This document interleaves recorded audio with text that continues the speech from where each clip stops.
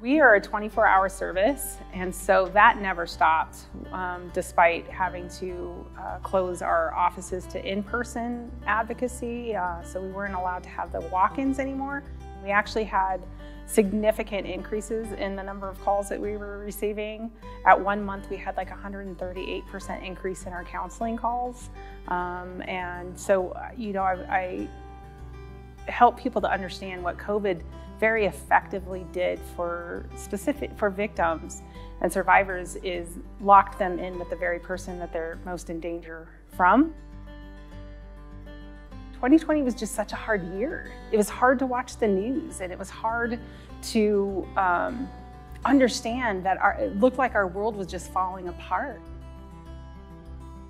A lot of good has come out of it. People's, they're becoming activists when maybe they would have been more silent.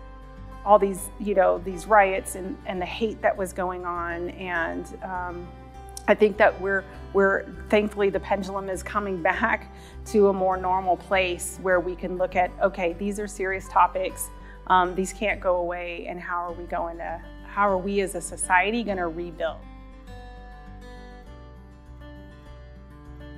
When it comes to what Rise Above Violence does, we're in a really good place. Like I said, when we first started working in this and the battered women's movement started in the 70s to where we are now, the momentum is really, really building. And what we're trying to get at, this is our 25th year anniversary. And one of the things that we are tasking ourselves to do is, can we truly end domestic and sexual violence in Pagosa? And we think we can.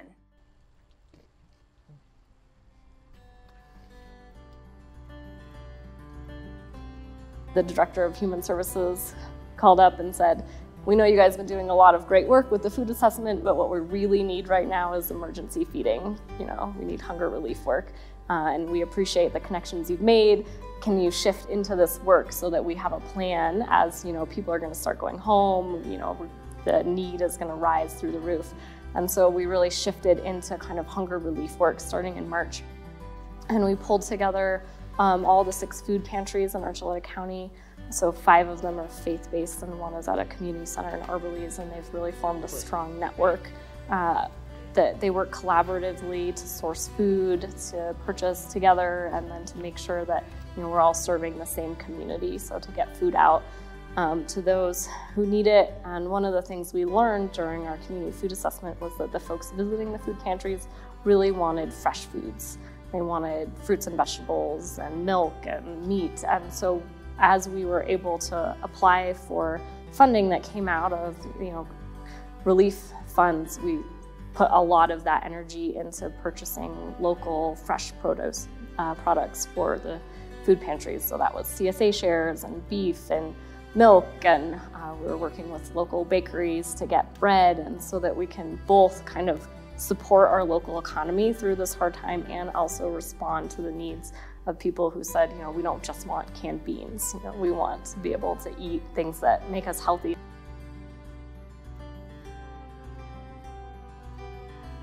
As organizations kind of pivoted due to the pandemic to say, we need to enable communities to get resources to meet their own needs, we were able to take a lot of projects that the community had identified and say, let's try it out. We know that this is something that's important to you. How can we figure out how to get food?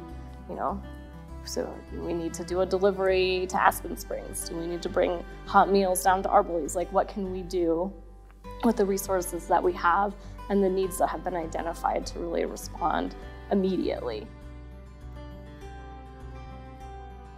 Supply chains were broken, and you couldn't get things from A to B as everyone kind of in the heart of the shutdown, and to really think about how we can build resiliency in our own communities and to support our local businesses and our local farmers and growers and community members in general.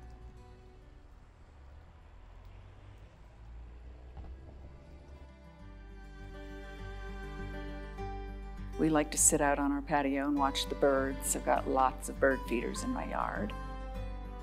As far as the Arts Council, though, it's been really difficult because we moved into our building hoping that We were going to be running art classes and having art camps and study halls and all kinds of things for the kids.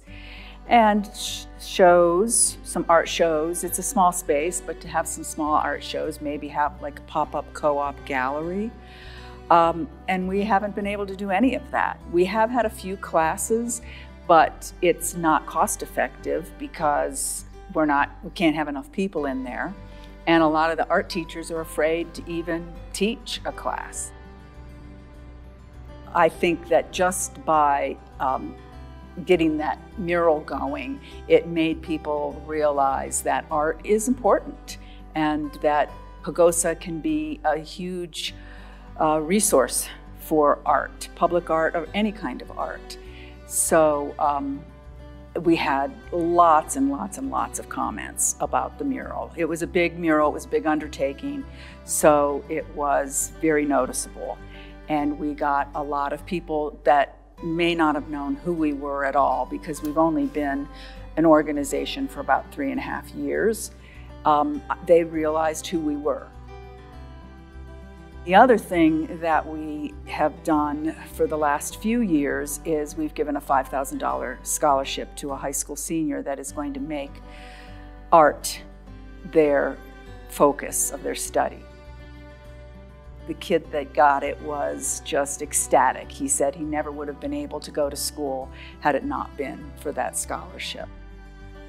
We have a party planned for the 17th of April to celebrate the completion of the mural, and the town will have hopefully by then accepted their arts plan that I was helping Cindy Schultz with. So we've got an arts plan that is online right now, ready to be commented on. So it'll be a celebration of public art mostly and arts education.